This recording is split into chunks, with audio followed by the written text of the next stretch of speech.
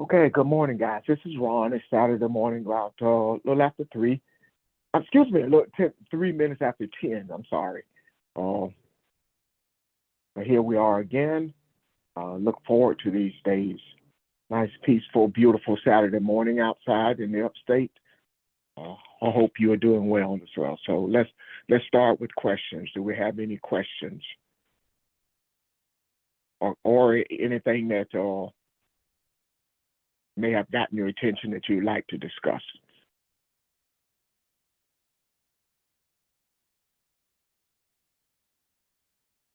Okay, I have a question, and I'll tell you about mine in a minute. But just a question: with this hurricane, uh, did anybody gain any insight into anything? What did you feel? I mean, personally, maybe collectively and personally, how did this affect you as far as your growth or awareness? Those of us, because I know it did not affect everybody. Hey, good morning, Ron. I'll try and make an attempt to answer your question. One of the things I gathered from it was somewhere in the Bible, Mr. Charles probably know where it is. Do all you can do in the light because night cometh. And I got a greater appreciation for the sun and to understand its purpose. The other thing that I had an experience with was thought about what Reverend Richard said, and money is just a tool.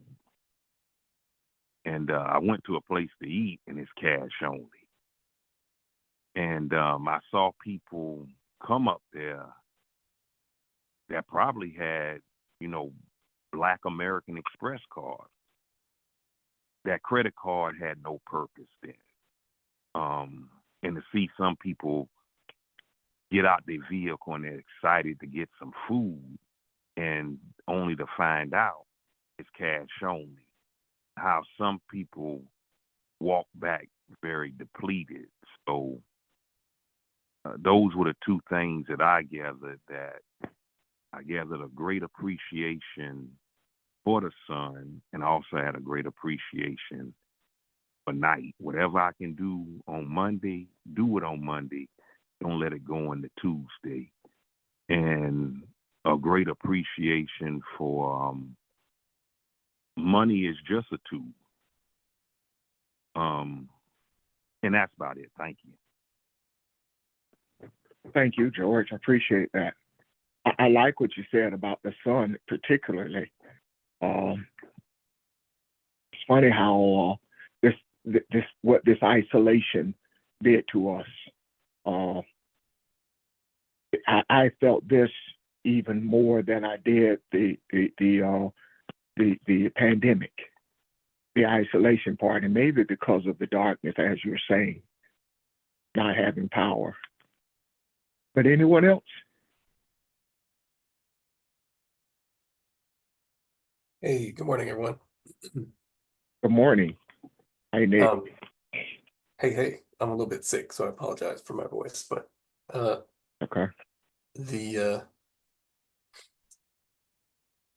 it just seems like to me every opportunity has been given to us to reprioritize as a nation, or a nation in development, I should say. Um, we could shift our focus to sort of helping those who are affected and repairing our infrastructure, and we have been doing that a little bit, but I think the main thing that struck me during all of this is that we are given so many opportunities to recognize the need to reprioritize as the country away from the uh, sort of unnecessary ways we project our influence across the world in a negative way, and back towards building up uh, our infrastructure sort of on a material level, but then a lot of other things here in the United States domestically, as sort of indicator of the way we have shifted our priorities away from essentially maintaining our empire and shifted that back towards maintaining a nation. And I think these opportunities basically just will be increasing, and not just because of climate change, just because of the slow collapse that we are seeing of the sort of the American empire, or whatever that has been for the last 50 or 60 years, will continue to accelerate. And these types of events are things that increase the rate of that collapse, because we've been ignoring all of these things that are necessary for the stability and health of a society. And we've been ignoring those things definitely in terms of what we could be doing with our wealth and power. But to me, it just seems like an increasing pressure being put on our collective sort of awareness as Americans that we have to completely change what it is we are focused on in terms of the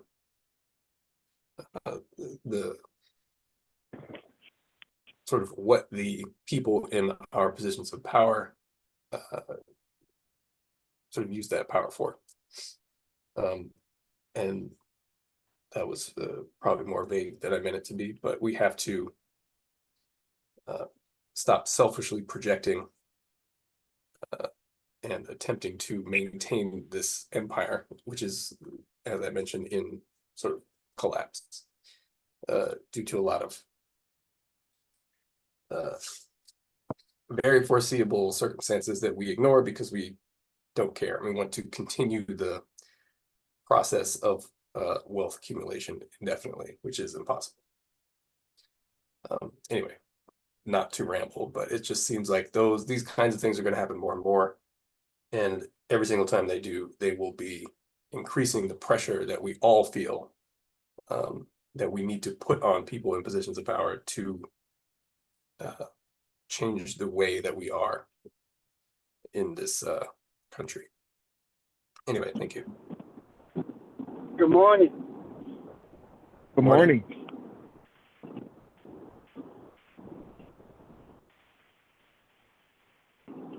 Good to be back. Yeah, good to hear you. We were asking the question. Nick and George started us off asking asked the question: what impact did this storm have on you? Being isolated, or giving your thoughts, or just what sort of thing came to you? And I think Nick hit it on the head. And George did as well. George talked about appreciation for the sun and light, and but that's where we were. We were just going over that. Okay, Nick, what was your response? I said these kind of events are always opportunities to reprioritize as a country, and in terms of where our collective focus is placed, move that focus away from attempting to maintain empire sort of underneath, within the context of capitalism and white supremacy, and move that focus back towards nation building within a new context of essentially developing humanity. And every single thing like this that is going to keep happening, because it's only going to get worse until we find a way to really address the core root cause of all these things. Every single one of these things represents another opportunity and more pressure being placed on our collective awareness to reprioritize and correct our behavior and focus. Thank you. Right. Thank you. I agree with that 100%. I also think it gives us an opportunity.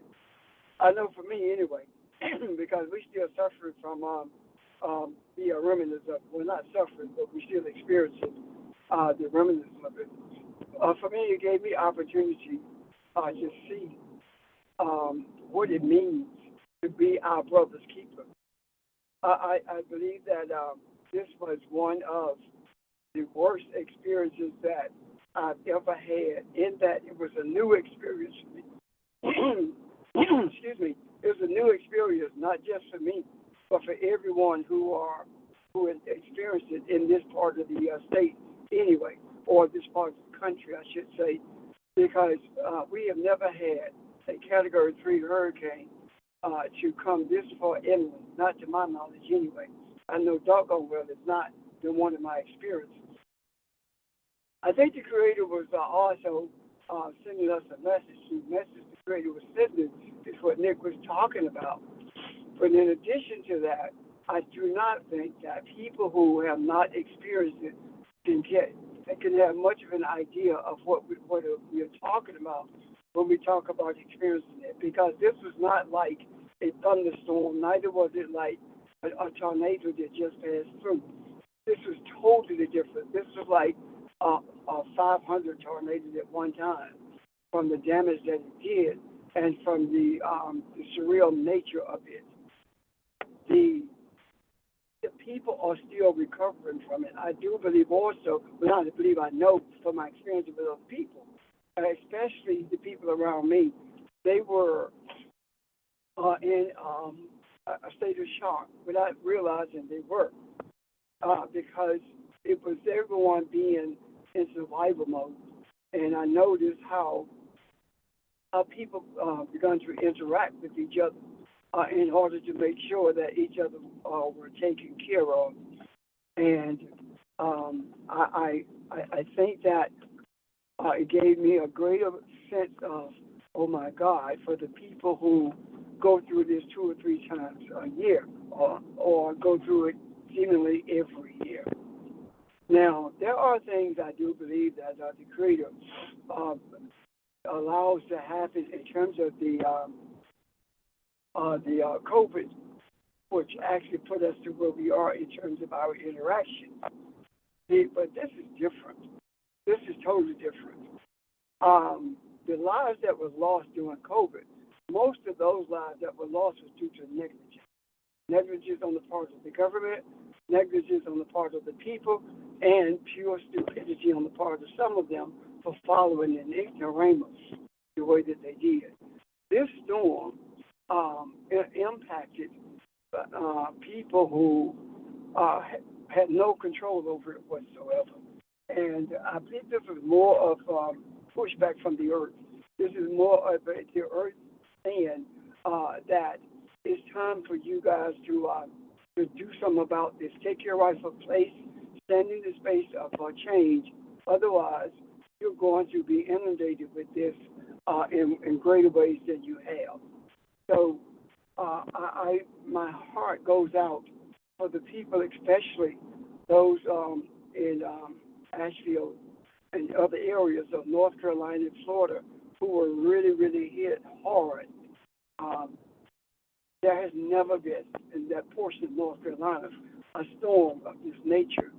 And I just believe that the Creator is showing us the definite need for us to take charge and be who we were brought into this earth to be, as opposed to sitting back and saying, I sure hope things will change. We must change them. We must change them. And as far as us turning storms, as we have in the past, I never felt the need to do that. There are times when you could feel that you need to address it, but this was not one of those times that I felt that it needed to have been addressed. But anyway, those are my initial concerns about it. But I'm sure that there are far more than that. But I'll stop at this point and see if there are questions or comments about that. Thank you. Thank you, sir. Well, Reb, one of the things I add to what you said, and I do agree with you completely, this this situation with this hurricane was about subtraction and division. COVID was about addition and division. And what I mean by that, in COVID, people were stockpiling.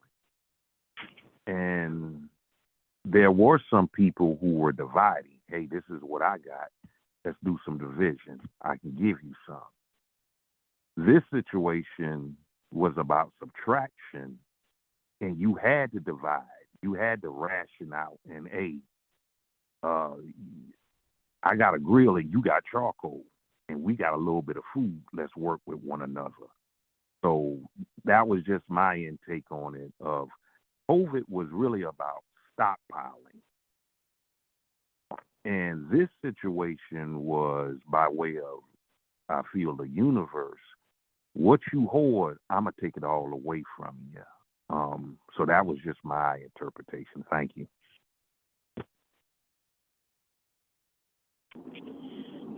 Thank you. Anyone else?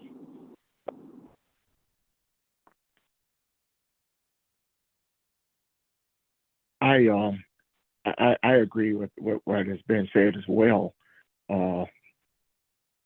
I was telling Pastor, I spoke with my sister yesterday, and I had no idea until what made me call. I didn't know Aiken had gotten hit as hard. I remember it initially happened. She told me she was out of power. I think it was the second day when we talked, and but I had no idea it had gotten hit as hard as it did. But the thing she talked about yesterday, she did not talk about herself or being hurt or lacking anything. She talked about going around and helping people. She talked about the neighbors and the people in the store who mentally were not coping well. And she talked about meeting this man in Walmart and staying there with him for about 30 minutes just talking, trying to get him to calm down because he had never been isolated before like that. And he didn't know how to handle it, and he didn't want to go back home. And she talked to him about his children. His children lived away, and his grandchildren, and why this was happening, and how to pray. And I'm like, wow. People that were elderly who didn't have gas and how, didn't want to stay in gas line. She was going to get people cars and go and filling their cars up for them. And I'm thinking, okay, this thing meant something to us. Personally, I saw it as a time to really get to know me. And what I mean by that is really, we talk about ancestors all the time. I've never been in my life a place where I was so isolated that not even my phone was working those first couple of days. And it's like, okay, here you are. You can walk outside if you want, but there's nowhere to go. Power lines are down in this area, and you are stuck with Ron. You got to think, you got to talk, you read. And I go sit in my car and read, but I came to a place of just absolute peace. And I thought, wow, this is speaking to us. And I asked the universe, what is it you want us to do? What is it you want us to see here? What is it you want me to see? And I think on Nick and Pastor hit it right on the head. It brings us back into focus. It helps us prioritize and know what's valuable to us. And that I felt individually and collectively. And so I'm sorry for the loss of life. I really and truly am. But I agree with Nick. It's a wake-up call. And it's no coincidence that it came this far in, and there's no coincidence of the path that it took to get to us. So, there's something spiritual in everything, and I'm sure there's still something that we haven't even seen yet. But thank you. Good morning, family. This is Evelyn, Ron. Good morning. Good morning. I realize how important chaos is. If we did not, you guys say chaos brings order. If we don't have chaos, we settle and we get complacent. And it took this Helene and others to come, other storms to come, in order to bring order into the universe and in ourselves. We are universe and into ourselves. So I see how necessary it was. Do we like it? No, but we know it's necessary. And another thing I noticed, I talked about Frankie Beverly and Maze, how after Frankie Beverly passed, and he made the song, I think his number one seller was We Are One. After he passed, then that's when all these things started occurring. And that made me go back to that song, We Are One. And we're coming to realize that we are one. That's why we have to be careful what we do or say to each other, that you're saying it about yourself. And it's not always bad, but you have to be careful what you put out there, because what you put out there comes back to you. And so I just wanted to say how necessary chaos is in order to bring order. And I see it as clear, it's crystal clear to me now. Do I like what's happening? No, but I know it's necessary. It hurts, yes. People are suffering. People, have lost loved ones. Things doesn't matter because we can get those back. But we do have memories of those things, of the people that we have in our life or had in our life. But I see right now, and well, not just right now, but through this hurricane, that all of this was necessary. So I appreciate you listening to me, and thank you. Thank you, Evelyn. Appreciate that. Appreciate your thoughts and your feelings. Mr. Ron, question. Yes. Oh, do we know what the name Helene means? I do not. Did anybody look that up? Or can somebody please? I'll look it up, yeah. Good question. Why he does that? Everything is necessary except chaos was not necessary from the beginning. And when we do the understanding of European history and how Caucasians came into existence and what happened throughout their life, we're going to see that chaos was something that was created by men. We're going to see that chaos came into the earth with the interest into the earth of Caucasians, period. And I don't know any nice way of saying that, but it's the truth. And just like there is no nice way to tell a lie about Africa, we as African being savages, there is no nice way to tell the truth about who the savages really were and how the chaos came into the earth. So when we talk about that, Evelyn in particular, the chaos that you spoke of, you will see how an effort was put forth to avoid chaos. But the evilness, the murder, the robbery, the culture of rape that existed in the area now called Europe and the Caucasus, Europe and the latter part of Asia, how those events shaped the chaos that's in the earth now, and how the African did everything the African could to prevent the chaos. But because of the nature of loving kindness, the African was overwhelmed by the Caucasians who were bludgeoning each other to death until they came into contact with people who did not look like them, and they began to do the same thing. For an example, is that in what is now called Wales, a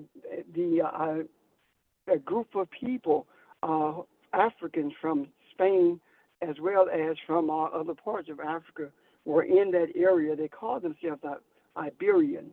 And when the Caucasians migrated into that area, they left because of the brutality and the brutality, as well as the animalistic nature of the Caucasians in that area. They simply left. They could not show them or teach them how to live in unison with each other and how to develop a culture of unicity with each other. So they left Africa. They left that area. And after having left that area, that's when excuse me, that's when the things began to deteriorate in the whole of Europe. And shortly after that, in terms of the number of years that we've been on this earth, shortly after that, Europeans began to move into other parts of the earth, in particular into Asia and Northern Africa. And they carried with them that same warlike nature that they've always had, that same brutality that they've always had.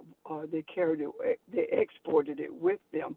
And that gives us a glimpse into the reason that it is so acceptable by Europeans, what's happening in Gaza, what's happening in Lebanon, what's happening in America, what's happening worldwide, and what has been happening ever since the weapons ever since people of color came in contact with Caucasians. So that's the source of the chaos, period. I'm done for now. Pastor Jay, so Ron, I'm sorry, I yield. Oh, I thought I didn't know you were coming in. Go ahead, please. That's okay. So in the beginning, chaos, the universe didn't know anything about chaos. And chaos didn't come into the universe or into the world until the European mindset. Or, yeah. Am I asking you that question correct? Okay. Okay. Stop you. The European has always been aware of chaos. I'm sorry, the universe have always been aware of chaos. However, if we really delve into the source of the mindset, we have to understand the origin. After the continental shift, there was an ice age. And after the ice age, there were no Africans in that area anymore. When the Caucasians came into existence, they came into existence biologically and genetically because of recessive genes that were in the Africans. And these recessive genes altered the nature of the pineal gland in Caucasians. And that's why to this day it is different than what the pineal gland is in the African. And because of the difference in the pineal gland, they have melanocyte that the pineal gland produces, but the enzyme that converts melanocyte into melanin does not exist in them because of the nature of their entrance into the earth. And I'll delve deeper into that later on. Okay. Thank you, sir. Mm-hmm. I can add something to that. As Pastor just said, that chaos has always sort of been a component of creation. But in terms of the mindset that has like a greater affinity with what it is, that is what when we talk about the sort of white supremacist mentality, or the mentality behind what we see in European culture, sort of generally, that mindset has a greater affinity for what sort of the disharmony that we see represented in chaos. And there's more to it than that. That's overly simplistic way of saying it, I believe, but it's quite simply that that particular expression in consciousness of sort of confusion and disharmony, sort of Europeans or white people, quote unquote, are the people who express that aspect of consciousness in the physical environment within this cycle of history in the earth. Thank you. I'll say, and they do it better than anybody else because they are the sort of the complete expression of that. It is not to say that That's for sure. some aspects of chaos and disharmony did not exist. They exist potentially within anyone, but they, for various reasons, come to the surface the best in Europeans for a lot of reasons. Thank you.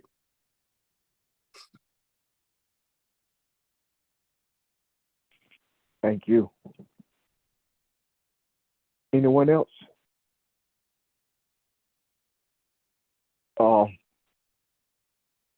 yes, the name Helen, or however it was pronounced, because it's a probably an ancient Greek name.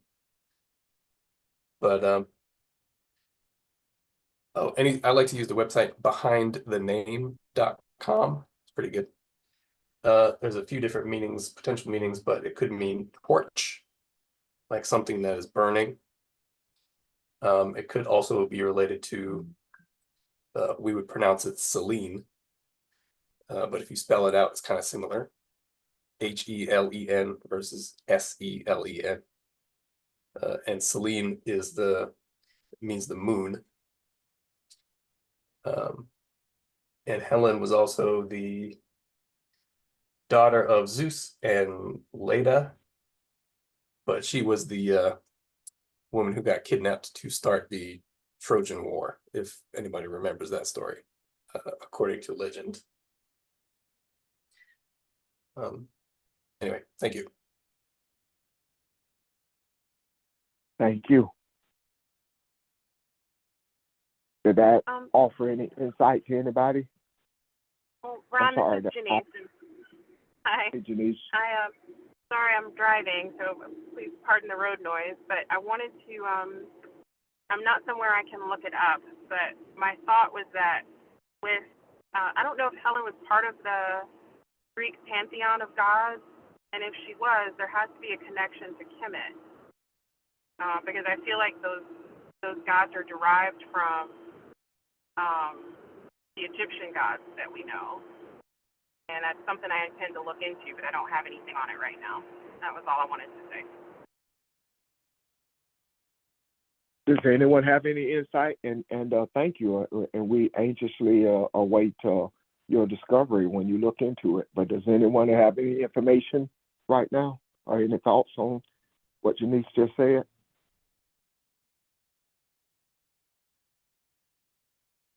I can see that, Ron, very clearly, because if you look at the origin of if you look at the Greek gods and you look at the origin of all of them, there was no concept of any type of gods or any god period with Europeans until they came in contact with Kemet. So I see that very clearly. Okay. And I said anxiously await. I meant to say eagerly await. To me, there's a big difference. I got you. Yeah. But thank you. Appreciate that. Hi, this is Barbara. Good morning, family. Good morning. Part of what Nick talked about, I wanted to expand on a little bit. The fact that Helen was the daughter of Zeus and Leda, and it said that Zeus disguised himself as a swan to seduce Leda. In other words, it wasn't all that he used a disguise. I'll just leave it at that. And Helen was the result of their amorous relationship. And in another myth, Helen's mother is the the goddess Nemesis, who's the personification of retribution. So you can read a lot into that. But while I'm talking, I just wanted to, I guess, build on what Pastor was saying about what's happening as it relates not only to America and to what Nick was saying, I think, and I didn't hear George's comment earlier, but to the world. In other words, Helene allowed us to have a direct felt impact of what could happen with this kind of disaster. But for us not to forget that there are disasters like this happening all over the world, i.e. with Gaza, with Israel, with Lebanon, with Syria, with and back to the notion of America becoming a nation instead of an empire. What would happen if America was the country that did not choose its allies based on what it could gain from it, but America became the nation that was neutral until something happened and another country became a tyrant over another nation, and that's when we stepped in. In other words, what if we shared our power in that way instead of the aggressive, selfish way that we do it? Thanks.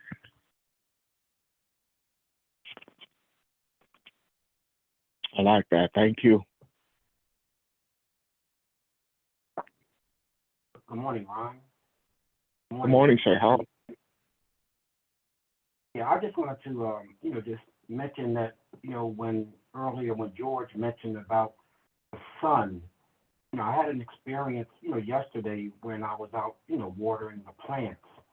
And when I first started, it was like kind of cloudy, but just during the process of watering the plants, the sun just came out so vividly. And at the time that I was watering it, I felt a sense of connection in terms of just the energy of just being able to see the water hit the leaves, sun, radiating in that way. And it just gave out such a peace and calm. And I think that was just one way of me being able to, reflect or do some meditation, just to be able to appreciate, Creator's creations. And as Nick expounded upon the definition of Helene, I saw that it says meaning shining light. It's a feminine name of Greek origin. But I think the key aspect of that all for me was just to be able to appreciate, that it's a feminine name, but at the same time it means shining light. So there was some light, I think that was provided, in a very powerful way. And I just wanted to share those thoughts. And then I thought about, of course, Sister Evelyn, when we talked about Earth, Wind, and Fire, about the song, Shining Star. So those are my thoughts in reference to the questions. I'm done. Thank you, George. I'm sorry. I say thank you for letting me share those thoughts. Okay, you're welcome. My thought. I was looking up a word last evening, and and I think either Nick or Audrey, I can't remember who brought this up before, but it's the word Pangea. It talks about the land, that there was one land mass, and I want to talk about that for a second. But what got me about that is what George just said. Everything you look up talks about a Greek origin, and as what Janice said, she think there's a Cushite connection, I totally agree with her. And I really want to hear what information she finds, because if you know, all the things we talk about, well, not all, but things we look up that are important to us all seem to have a Greek background. And we know that what we're doing is uncovering truth. And I like to, you know, just put that out there, that all of their knowledge was stolen, and it is not a Greek origin, but with me being, you know, not at the time following it up and doing a search on it, I'm just really curious as to what she finds there. I don't know why that sticks out to me, but it creates something that your history is not done anything to betterment mankind. It's all come from a European source, and that's important to me to just point out. That's all. But any questions or comments on what anybody has said? No, well, Ron, I want to address what you said. Go ahead. No, go ahead, George. I'll do it after. Yeah, I was just going to say, when Ron mentioned about the Pangea, it was about 250 million years. It was one landmass. But what made me, what you said was in terms of a Camelon. So when we begin to look at it from its origin, you know, we can just, again, you know, appreciate the journey that we on. So that Pangea was actually, you know, around that time period where it was just one land. That was my thoughts. Go ahead, Pastor. I'm done. Okay. That's what I was mentioning about Europe and the Ice Age. The continental shift is when the landmass separated from each other. But anyway, as we look at this, we have to be cautious but real. And what do I mean by that? There are those who say that all you're doing is making it look like everything that was productive and progressive for the cause of humanity originated with the African. So why is it that it's always the African, never the European? Well, let's look at the truth of the matter. The truth of the matter is that's exactly what it is, and we cannot get away from that. And we have to get beyond the discomfort of telling that truth. We have been made to be uncomfortable in telling that truth because we have been told we're playing the race card. No, we're playing the truth card. And the truth card does not look pretty at all when it comes to understanding the pseudo-history that we have received from Europeans having its educational origins in Greek, as well when you look at the true origins of everything that is having its genesis with the African. So I don't want us to hold on to the discomfort, because the discomfort is the lie that we were told. And we are apprehensive about telling the truth because we are subconsciously worried about offending Europeans when it comes to telling the truth. Well, quite frankly, I am beyond caring about offending anyone when it comes to the truth. I don't want to hurt anyone, but if you're offended, then that's your issue, not mine, especially when it comes to the truth. And I want you to also know that I've been told the truth about many things that were offensive to me. However, I embrace them because they're real. And I wanted to put that out there because we as Africans in particular have always whispered when we told the truth, and in the midst of white people who talk loud when they say the lie, when they talk about the progress that Trump has made. They talk loud about how good a President Trump was, when that's a bald-faced lie. But when we talk about Obama or Kamala Harris or Biden, for that matter, we have a tendency to whisper because we have that the trauma from enslavement, and that trauma is you whisper because you don't want white people to punish you for telling the truth. It's time for us to stop whispering and start speaking. That's all I wanted to add. Thank you. Thank you. I was looking up something and I got intrigued by the size of Africa, and that's what made me look at other continents and I want to talk about Asia for a minute here, because when Pastor George started talking about the Ice Age, that's what made me think about the only continent that's bigger than Africa is Asia, and you know, looking at landmass and whatnot.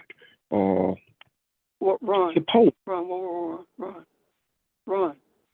Yes, sir.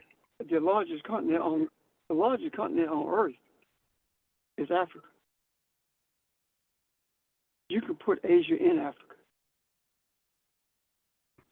Okay. I'm staying corrected then, because I was looking at some sources that told me that Africa is the second largest continent. Okay. Thank you.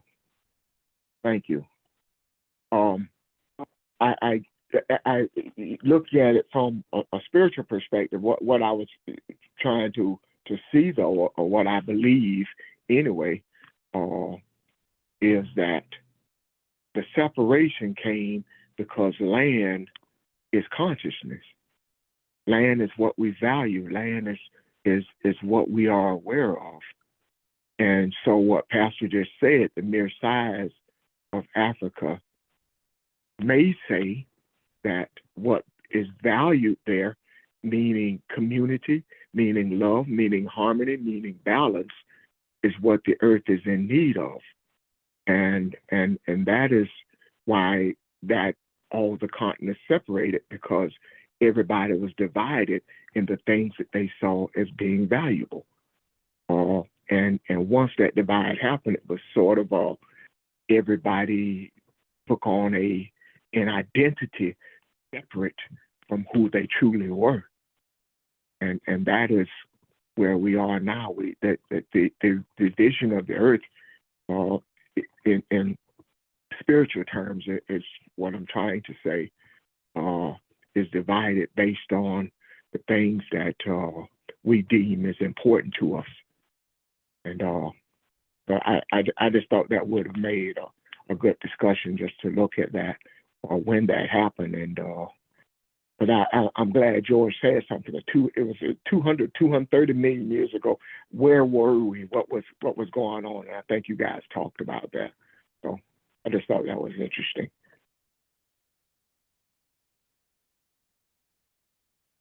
Ron, this is Evelyn. Can you hear me? Yes, ma'am.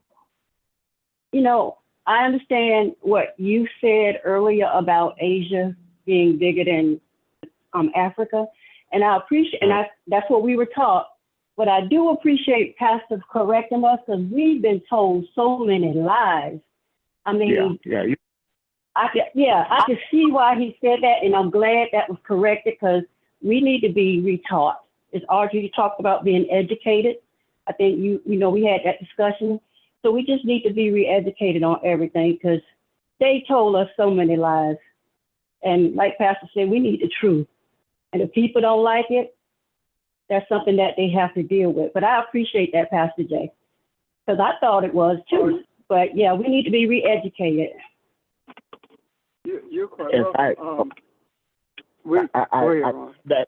All I was going to say is that, Pastor, I read that from a couple of sources, and that's why I tried to call you this morning and to talk about that before we got on the air.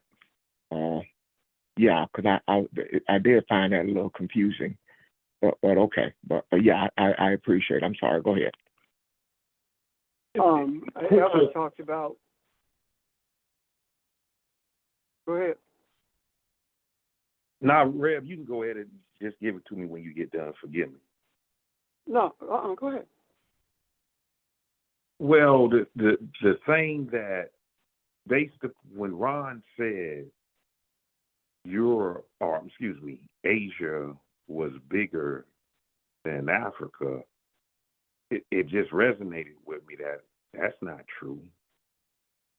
And I'm glad Reverend Richards stated that, whoa, Ron, you can put Asia and maybe another continent inside of Africa with Asia.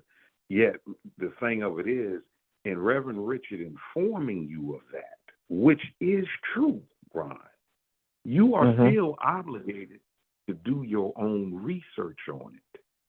Just because someone says something that sounds good, I'm still obligated to do my own research. Well, to see can I say this though, George? Can I say this part? I will, Ron. I will. I'm just saying with truth. Yeah. If you do your research on whatever's been said that's truth, you do get a better understanding, more than opinionated, of what was said, and you also able to build on what was said. Okay, Africa's the biggest continent. And if that's all we can know about Africa, Africa is the biggest continent, if I do my research on it, I'll find out a little bit more about Africa other than just being, when we are still obligated to do our degree of investigation. Just because I trust someone and people who, I trust, I'll tell them, look here, I got to do my own research on that. I'll get back with you. That's all I had to say. I trust Reverend Richard. I trust in the things he says. Yet some things he said, I am going to do my own research on it. That's all I had to say. Thank you. Ron, this is Evelyn. Yes, ma'am.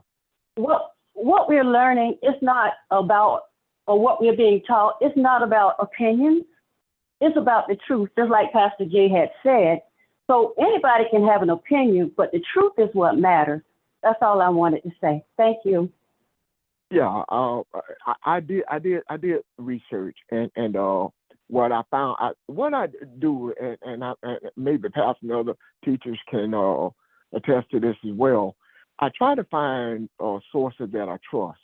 So I try to go back to the same sources if I've looked things up in that area before. Like, you put something out there in Google, whatever your search engine is, and you look for those sources that you've gone to before.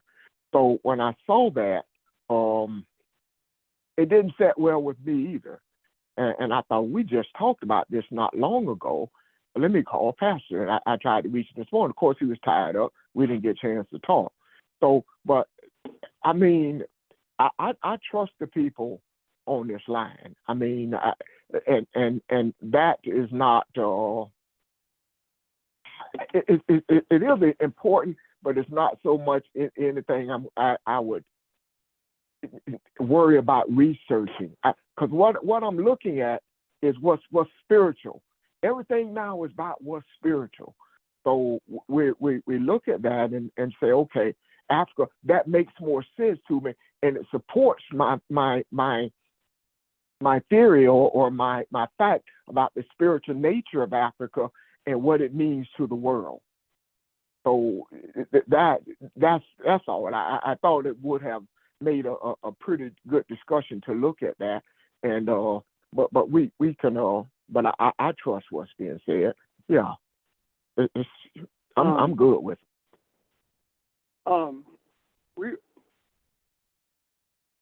We're talking about reality as opposed to fiction. And if you think about history does not begin according to Europeans until Greece. Everything else is prehistoric, meaning that it was before history. And everything that's before history does not matter to the Europeans. Everything that is history is his story about what happened. It's like the little bird that flew around as an African in the African village, and told the little boy he had defeated a lion.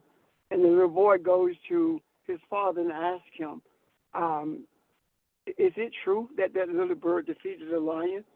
And the father says, "Well, we have to wait until we hear the lion story about it." The bird story is not the last word. That's all I'm saying. So, and when it comes to the research that George brought up, I have learned that the teachers in particular, if they say it, I believe it. What I'm saying is that if they say it, I will teach it without even thinking about it, because I know through experience the depth of research that we do and have done to make sure that we are speaking what's historically true. So that doesn't bother me at all. However, what I wanted to speak to initially, I heard Evelyn talking about us being educated, and quite frankly, we have never been educated. Since we came in contact with Europeans, we have been trained. And don't talk to me about vocational training. That's not what I'm talking about at all. I'm talking about socially, educationally, economically, historically. We have been trained. We have been trained to believe what we were told. If we were educated, we would not have to be doing all of this research to find out the truth about who we are. Education means, the word education comes from multiple Latin words that means to lead someone out of ignorance. And we have not been led out of ignorance. We have been led into ignorance. And ignorance doesn't mean you're dumb. Ignorance means that you are unaware. So we have been trained to be ignorant. We have been trained to be unaware of who we are and how the world itself came into existence, not in a physical manner, but in a spiritual manner. And we have been taught spirituality, have been trained to believe in a type of spirituality by a group of people who has no clue about what spirituality is. Now we are being educated. We are being led out of ignorance. We are being led out of darkness into the light. We are being led from a space of confusion to a space of order. And that is a grand difference. I did not totally understand what that meant until I got older. Ever since I was a little boy, I suppose around 14, 15 years old, I was told, the age when you think you're grown, I was told by Reverend Hawkins, it's better for you to be an educated man than to be a trained N-word. And he said, because if you're educated, then no one can predict what you're going to say, and they cannot control you. However, if you're trained, they know exactly what you're going to do, because they are the ones who train you. They know what you know, and they know how you're going to react to what they say, as opposed to being educated. So that's what I wanted to speak to when those words were brought up. Thank you.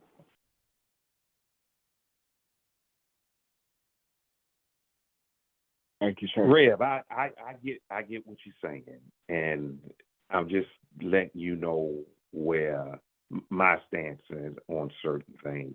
You stated about 3 Sundays ago or 3 lessons ago, Europe is not a continent. I know why Europe ain't a continent. You know why Europe ain't a continent. But people that just believe what we say, do they know why Europe ain't a continent?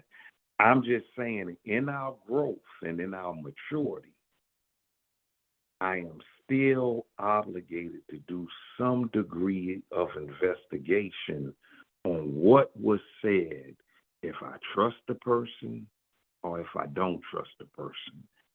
I trust you, Reverend Richard. I'm just going to do it because I want to grow more. So for you all that believe that Europe is not a continent, if you don't know why Europe is not a continent, you have two choices. You can research it yourself, or you really have three choices. Or you can ask Reverend Richard. Reverend Richard, could you please explain to us again why Europe is not a continent? Or you can ask me. I prefer you ask Reverend Richard. Thank you. I agree with that. I don't disagree with anybody researching anything that I or anyone else says. I encourage that. I really do encourage that. However, what I am actually saying is this. When I talk to you about the truth, I'm not training you. I'm educating you. If I talk to you about the history that we were taught in school, I'm training you. I'm not educating you because I'm not leading you out of ignorance. Now, if you want to research that to see, as George says, to dig deeper into it and see what I'm talking about, what all of us really are talking about when we make an attempt to lead us out of ignorance, then that's your prerogative. However, I do believe that it is an impossibility to research everything that we talk about, everything that we teach. The other part to that is this. It's a funny thing how when an African says something that is deemed to be controversial, to be different, or to be something that someone else has not heard before, then we always run to do your own research first. Or I don't know about that. However, when we were in school and we were being infused with all the lies that we were infused with, nobody said that. And I've been told, and I've said it many times before, and I'll say it again.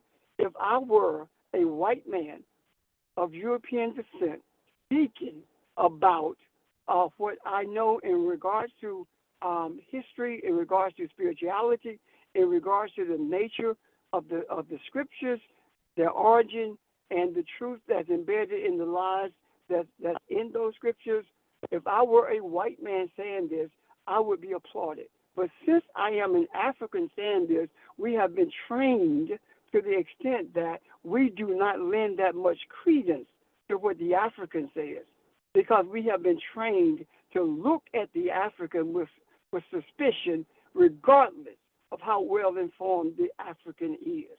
And that's what my experience has been and still is. Thank you.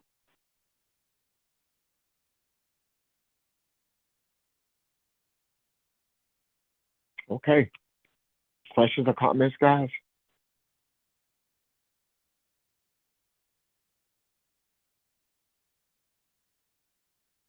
Thank you. Maybe it's a good place to take a pause then. Appreciate everybody. Appreciate your questions, comments, your energy, and we'll resume tomorrow morning. Okay. Guys, have a great day. Thanks again, and look forward to seeing you tomorrow. Thank you. Thanks, guys. Bye. Take care.